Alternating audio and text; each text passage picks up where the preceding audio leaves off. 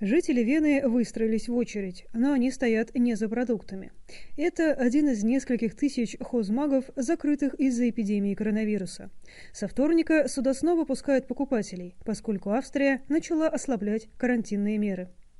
Жесткие ограничения страна ввела примерно месяц назад, и они принесли плоды. Хотя общее число заболевших превышает 14 тысяч, ежедневный прирост сильно упал, а последние несколько дней постоянно идет на убыль.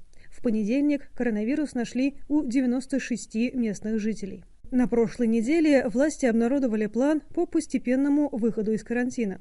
Сначала заработают небольшие универсамы и садовые центры, а в мае должны открыться торговые центры, салоны красоты, кафе и отели.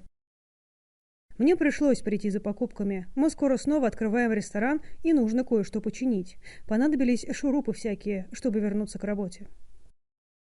Я не дружу с интернет-торговлей. Мне лучше самой походить, посмотреть и выбрать, что нужно. Покупатели по-прежнему в масках. С начала апреля это обязательно при посещении любых магазинов и аптек. Кроме того, все должны пользоваться тележками, поскольку они помогают соблюдать безопасную дистанцию, говорит представитель сети Хаге-Бау-Маркт Клеменс Бауэр. Он надеется, что огромные убытки, понесенные ритейлерами, теперь удастся хотя бы немного компенсировать. Возможно, появится новый тренд – домоседство. Люди сейчас не могут поехать в отпуск и вместо этого занялись обустройством своих домов. Может, кто-то захочет обновить сад, поставить там новый мангал, новые садовые кресла. Австрия, одной из первых в Европе, начала ослаблять ограничения, введенные из-за коронавируса. С начала эпидемии в стране умерло 384 человека.